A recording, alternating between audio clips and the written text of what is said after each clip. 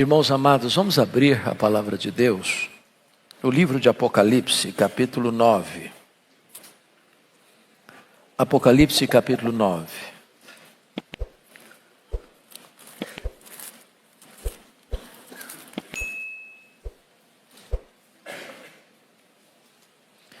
Do verso 1 ao verso 11. Está escrito: o quinto anjo tocou a trombeta, e vi uma estrela caída do céu na terra. E foi-lhe dada a chave do poço do abismo. Ela abriu o poço do abismo e subiu fumaça do poço, como fumaça de grande fornalha. E com a fumaceira saída do poço escureceu o sol e o ar. Também da fumaça saíram gafanhotos para a terra. E foi-lhes dado poder como que tem os escorpiões da terra. E foi-lhes dito que não causassem dano à erva da terra, nem a qualquer coisa verde, nem a árvore alguma. E tão somente aos homens que não têm o selo de Deus sobre a fronte. Foi-lhes também dado não que os matassem, e sim que os atormentassem durante 5 meses. E o seu tormento era como o tormento de escorpião quando fere alguém. Naqueles dias os homens buscarão a morte, não a acharão. Também terão ardente desejo de morrer, mas a morte fugirá deles. O aspecto dos gafanhotos era semelhante a cavalos preparados para a peleja. Na sua cabeça havia como que coroas, parecendo de ouro, e o seu rosto era como o rosto de homem. Tinham também cabelos como cabelos de mulher. Os seus dentes eram como dentes de leão. Tinham couraças como couraças de ferro. O barulho que suas asas faziam era como barulho de carros, de muitos cavalos, quando correm a peleja. Tinham ainda cauda, como escorpiões e ferrão. Na cauda tinham poder para causar dano aos homens por 5 meses. E tinham sobre eles, como seu rei, o anjo do abismo, cujo nome em hebraico é Abaddon e em grego Apolion. Eu quero meditar com vocês nesta manhã sobre o tema uma invasão extraterrestre. Uma invasão extraterrestre. Esse texto fala da quinta trombeta. As trombetas são o juízo parcial de Deus ao mundo que persegue de maneira injusta e impiedosa a igreja. As trombetas, ao serem soadas, diz o texto bíblico que a primeira caiu sobre a terra, a segunda sobre o mar,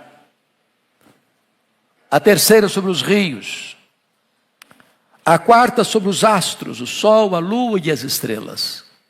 Agora é a quinta trombeta. E nessa trombeta o que você vai ver é uma invasão extraterrestre.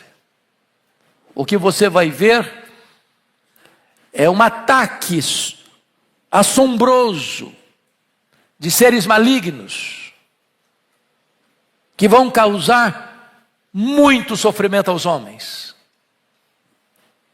E então, pouse os olhos comigo no verso 1, quando diz que então ele, ao tocar a quinta trombeta, João vê uma estrela caída do céu na terra. Ele não vê a estrela caindo, ele vê a estrela caída. Essa estrela não é um astro, essa estrela é um ser. Essa estrela é uma referência ao espírito maligno chamado na Bíblia de Satanás, de diabo, de antiga serpente, daquele que é assassino, que é ladrão, daquele que é chamado aqui no versículo 11 do texto lido de Abaddon, de Apolion. Esta estrela caída é o líder desta horda de demônios que vão sair do poço do abismo e vão atormentar os homens. E o texto vai nos informar então que foi-lhe dada a chave do poço do abismo. Notem que ele não tem a chave. O diabo não manda nem no inferno. Quem manda no inferno é o Senhor Jesus. Quem tem as chaves da morte e do inferno é o Senhor Jesus. Mas aqui esta chave lhe é dada, lhe é concedida. Em outras palavras, meus irmãos, o diabo é um ser poderoso, sim. A Bíblia diz que nós não podemos ignorar os seus desígnios. Porém, ele tem seu poder limitado. Ele só pode exercer esse poder se esse poder lhe for dado. Ele só pode ir até onde Deus o permite ir e nem um centímetro a mais. Mas lhe foi dada a chave do poço do abismo. E o texto nos informa no verso 2 que essa estrela caída, que é o diabo, é Satanás, é Abaddon, é Apolion, abriu o poço do abismo. É claro que essa é uma linguagem figurada. É claro que você não deve entender como um poço profundo, que tem uma tampa de ferro, e alguém vai lá e destranca, quebra o cadeado, ou abre o cadeado, e abre o poço, e então começa. Não, é uma linguagem. É uma linguagem figurada. Abriu o poço do abismo e subiu fumaça do poço, como fumaça de grande fornalha. E com uma fumaceira saída do poço, escureceu-se o sol e o ar. Em outras palavras, esses seres malignos que vão sair do abismo, são demônios, são espíritos de trevas. É por isso que o diabo é o príncipe das trevas. É por isso que o reino dele é um reino das trevas. E é por isso que este espírito maligno e esses espíritos malignos que saem vão entenebrecer o ambiente. E é isso que os espíritos malignos fazem. Eles colocam venda nos olhos. Eles produzem cegueira espiritual. O diabo cegou o entendimento dos incrédulos. E esses espíritos vêm trazendo esse nevoeiro, essa fumaceira, essa situação nublada, onde as pessoas não têm clareza, não têm discernimento, não têm luz. Não é isso que o mundo vive hoje. As pessoas estão escravas de uma cegueira espiritual, de uma mente obtusa, de uma incapacidade de lucidez para entender claramente as coisas, os acontecimentos. E o versículo 3 nos informa: também da fumaça saíram gafanhotos para a terra, e foi-lhes dado o poder como que tem os escorpiões da terra. Então ele vai falar agora de um bando de gafanhotos. O gafanhoto é um inseto terrível, que por onde ele passa, ele destrói tudo. O gafanhoto tem a capacidade de comer e defecar ao mesmo tempo. E ele passa por uma lavoura, ele passa por um pomar, e ele deixa apenas os caules. Tudo é devastado. Folhas, frutos, tudo é destruído. E então, agora, numa linguagem pictórica, o texto vai dizer que esses gafanhotos, eles recebem o poder como tem os escorpiões da terra. Então são gafanhotos que não são gafanhotos, são demônios. São gafanhotos que parecem escorpiões. E o escorpião tem um veneno perigoso. Ele pica, e provoca muita dor, provoca muito sofrimento. E diz o texto: foi-lhes dado poder como que tem os escorpiões da terra. Agora preste atenção, versículo 4. E foi-lhes dito que não causassem dano à erva, nem a qualquer coisa verde, nem a árvore alguma. Então somente aos homens que não têm o selo de Deus sobre a fronte. Então notem que os gafanhotos, que são escorpiões, que são demônios, têm uma ordem, têm uma limitação de poder. Eles não podem, o propósito não é devastar árvores, que isso é a especialidade do gafanhoto. Por onde passa, ele destrói a vegetação. Vocês não vão fazer isso. Vocês também não têm poder de destruir árvore alguma. E vocês também não têm poder de atacar um grupo de pessoas. Quais são as pessoas? Aquelas que têm o selo de Deus. Irmãos amados, isso é tão importante entender. O diabo diz lá em 1 João 5,18 que não pode atingir os filhos de Deus. É o que eles gostariam de fazer. Mas se você é crente, se você nasceu de novo, se você foi regenerado, se você está justificado pela fé, você recebeu um selo na sua vida, o selo do Espírito Santo de Deus. Você está guardado nas mãos de Jesus. Você está protegido pelo sangue do Cordeiro. Esses demônios, com toda a sua fúria, não podem destruir você e não podem arrancar você dos braços do Senhor Jesus. Louvado seja Deus. Versículo de número 5. Foi-lhes também dado, não que os matassem, e sim que os atormentassem durante 5 meses, ou seja, outra limitação imposta a eles. Vocês vão atormentar, mas vocês não vão matar. E vocês vão ter um tempo para agir, e não além desse tempo. E vocês não podem atormentar a todos os homens, só podem atormentar aqueles que não têm o selo de Deus. Então você quer estar protegido dos demônios? A única maneira é ter o selo de Deus, é estar debaixo do sangue do Cordeiro, é pertencer à família do Deus vivo. Agora vejam, o tormento é um tormento tão terrível, que o versículo 6, o versículo 5 vai dizer que esse tormento é parecido ao tormento de escorpião quando fere alguém. Recentemente, meu irmão que trabalha lá na lavoura, foi atacado por um escorpião. Ele já tinha sido também mordido de cobra, ele gosta das aventuras do campo. E ele diz que a dor é terrível. E o que o texto está dizendo é que o tormento que esses demônios vão provocar nas pessoas é um tormento parecido, semelhante ao de um escorpião. Agora, notem comigo se nós não estamos vivendo numa geração atormentada, sem paz. As pessoas têm saúde, mas não têm paz.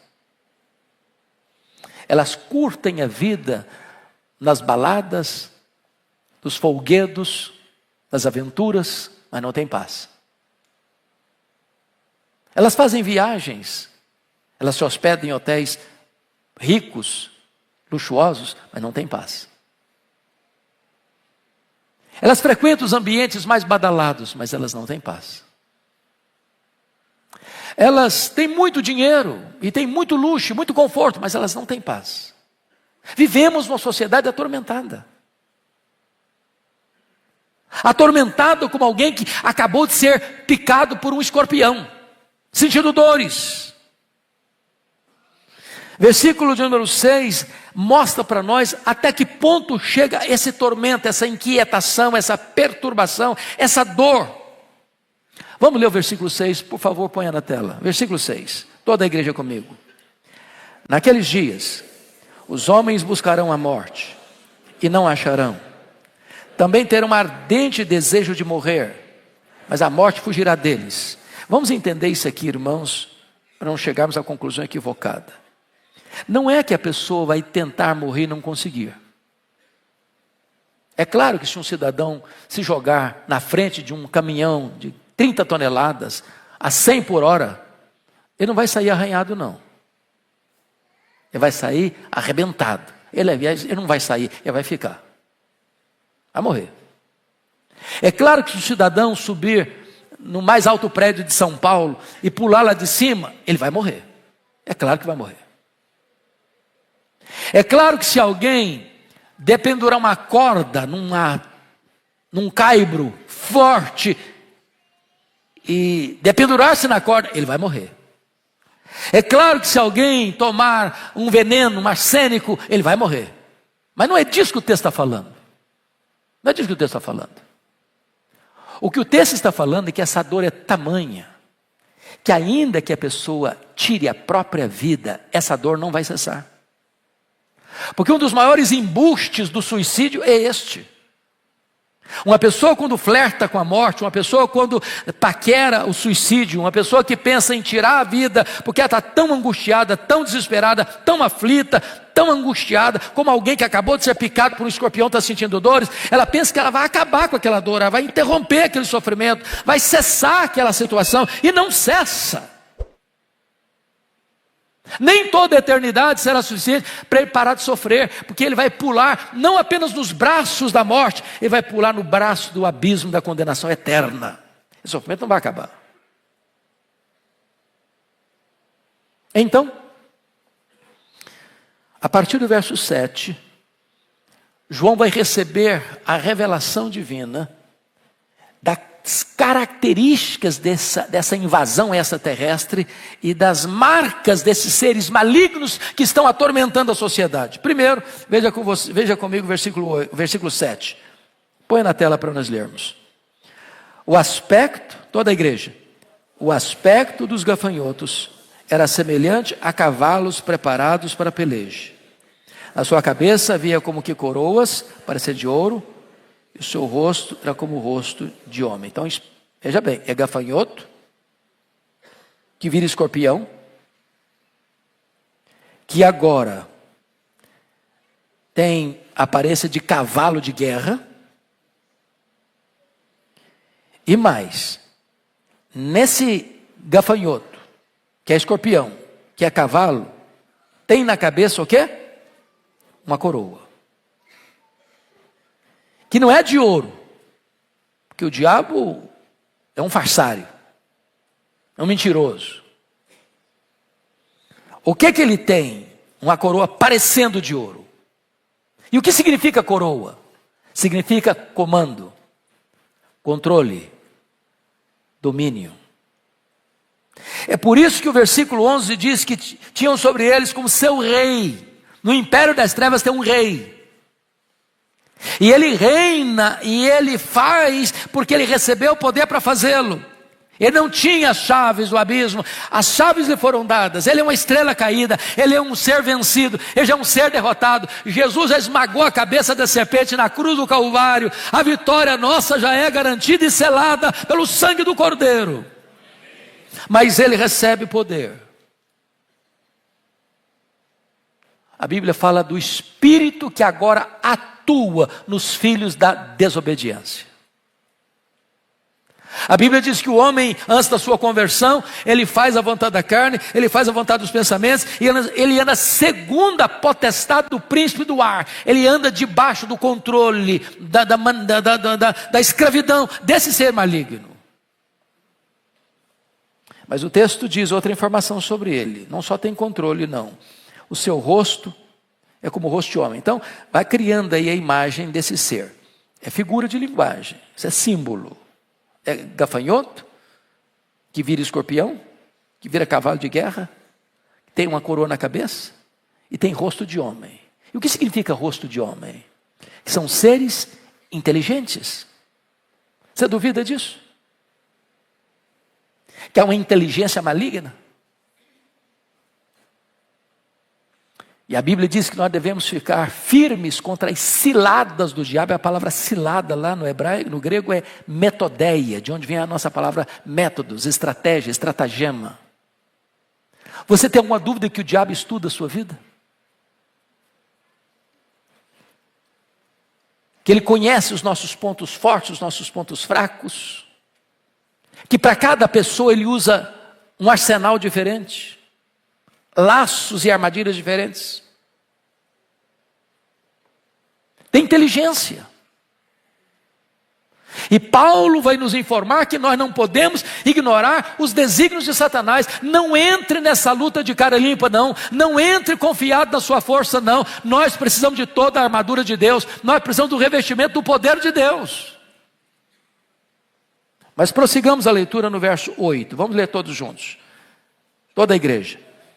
Tinham também cabelos como cabelos de mulher, e seus dentes eram como dentes de leão. Então, tem inteligência. Cabelos de mulher aqui tem a ver, irmãos, com os cultos pagãos.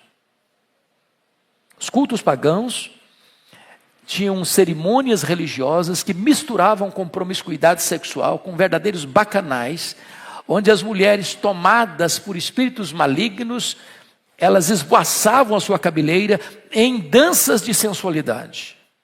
Quando diz que tem cabelos de mulher, está querendo dizer que esses espíritos também promovem a sensualidade desbragada, a prostituição, a promiscuidade sexual de toda a ordem. E nós vivemos hoje numa sociedade pansexual, da idolatração do corpo, da coisificação do sexo, da banalização daquilo que Deus intentou ser uma prática santa dentro dos limites do casamento. Mas tem mais. Versículo 8 diz que os seus dentes são como dentes de leão. Significa o quê? Que esses espíritos são destruidores. E ele usa o leão porque o leão é o rei da selva. É o animal mais temido. Dificilmente uma presa consegue sair das garras do leão e dos dentes do leão. E é curioso isso no mundo animal. Tem hora que você fica torcendo para o animal mais fraco escapar das garras do animal mais forte. Mas via de regra, quando um leão, esses predadores fazem, o que ele faz? Ele ataca e pega a jugular. Às vezes fica caladinho, paradinho lá, sufoca, tira a respiração e prevalece. O texto está nos informando, meus irmãos, que esses inimigos são destruidores. Ele é assassino. Ele veio para roubar, ele veio para matar, ele veio para destruir. Mas tem mais. Versículo 9, leia comigo, por favor. Tinham couraças como couraças de ferro. O barulho que as suas asas faziam eram com barulho de carros, de muitos cavalos, quando corre a peleja. O que significa couraça de ferro? Esse inimigo é inatingível por armas convencionais. É por isso que o apóstolo Paulo diz que a nossa luta não é contra a carne, não é contra sangue, mas é contra principados e potestades, contra dominadores deste mundo tenebroso, contra forças espirituais do mal nas regiões celestes. É por isso que Paulo diz que nós precisamos de armas não carnais, mas armas espirituais, poderosas em Deus, para destruir fortalezas e anular sofismas. Nem você, nem eu podemos entrar nessa guerra, nessa peleja, dessa invasão extraterrestre de seres malignos com as nossas próprias forças, com as nossas próprias armas. Nós precisamos do revestimento do poder de Deus e de toda a armadura de Deus.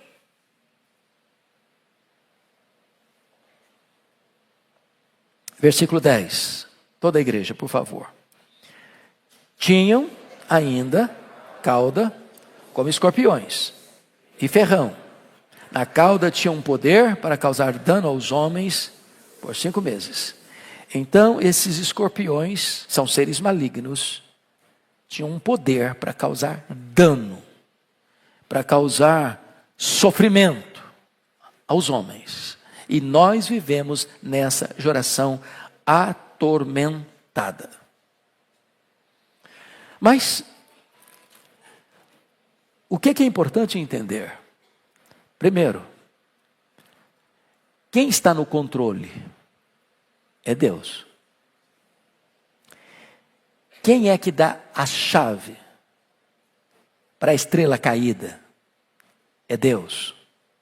Quem põe limites nesses seres malignos? É Deus. Quem está dizendo que esses seres malignos que estão provocando sofrimento e danos aos homens não podem, não conseguem, não têm autorização para afligir aqueles que têm o selo de Deus? É Deus. A sua vida, a minha vida, a nossa vida está nas mãos de quem? De Deus. Então, por favor, leia comigo em voz bem clara o versículo 4, por favor, toda a igreja comigo. Toda a igreja comigo. E foi-lhe dito que não causassem dano à erva da terra, nem a qualquer coisa verde, nem a árvore alguma, e tão somente aos homens que não têm o selo de Deus sobre a sua fronte. O selo de Deus. Que selo é este? Que selo é este? Vá comigo, por favor, para Efésios capítulo 1. Vamos entender esse selo. Eu já encerro com essas duas análises a seguir. Efésios capítulo 1. Versículos 13 e 14. Toda a igreja, por gentileza. Em quem também vós, depois que ouvistes a palavra da verdade, o evangelho da vossa salvação, tendo nele também crido, fostes selados com o Santo Espírito da promessa, o qual é o penhor da nossa herança, até o resgate da sua propriedade, em louvor da sua glória. Você, meu irmão, que creu no Senhor Jesus, está selado com o Espírito Santo da promessa. Você agora é propriedade exclusiva de Deus. Você agora pertence a Deus. Deus tem zelo pela sua vida a ponto de você ser considerado a menina dos olhos de Deus. Ninguém pode tocar em você sem que Deus saiba, sem que Deus permita, sem que Deus tenha um propósito. A sua vida está segura nas mãos de Deus. Mas vamos dar uma olhadinha ainda, por favor, em João capítulo 10. João capítulo 10. Por gentileza, vamos ler juntos. Versos 27 a 29. Toda a igreja comigo. As minhas ovelhas ouvem a minha voz. Eu as conheço e elas me seguem. Eu lhes dou a vida eterna. Jamais perecerão e ninguém as arrebatará da minha mão. Aquilo que meu Pai me deu é maior do que tudo. E da mão do Pai ninguém pode arrebatar. Você está seguro, irmão. Você não tem que viver perturbado, desesperado, atormentado com essa ideia de que os demônios estão fazendo e acontecendo. Estão mesmo fazendo e acontecendo por permissão divina. Mas você que pertence a Jesus está protegido e guardado nas mãos do Senhor Jesus. Finalmente, vamos comigo para Apocalipse capítulo 13. Apocalipse capítulo 13, está fazendo uma menção aqui do anticristo, o homem da iniquidade, o filho da perdição. E a Bíblia vai falar de como é que vai ser o governo dele. Então vamos começar a leitura com versos 7 e 8, comigo, Apocalipse 13, 7 e 8. Foi-lhe dado também que pelejasse contra os santos e os vencesse. Deu-se-lhe ainda autoridade sobre cada tribo, povo, língua e nação. E adorá-la-ão todos os que habitam sobre a terra, aqueles cujos nomes não foram escritos no livro da vida do Cordeiro, que foi morto desde a fundação do mundo. A pergunta é: quem vai adorar a besta? Quem vai adorar o anticristo? A Bíblia diz: todos os que habitam sobre a terra, todos aqueles cujos nomes não foram escritos no livro da vida do Cordeiro. Ou seja, todo aquele cujo nome foi escrito no livro da vida do Cordeiro, esses não vão adorar o anticristo. Sabe o que significa isso, irmão? Nenhuma ovelha de Jesus Cristo, por mais tenra que ela seja, vai se curvar ao anticristo. Jesus não vai perder nenhuma das suas ovelhas para o anticristo. O diabo não tem poder de afligir aqueles que são de Deus, selados com o Espírito Santo, cujo nome está escrito no livro da vida. Nós temos segurança plena e absoluta. Esse é o Deus a quem servimos. Este é o Deus a quem adoramos. Este é o Deus que esta igreja tem pregado há tantos anos e há de continuar pregando até que Jesus volte. Que Ele nos abençoe.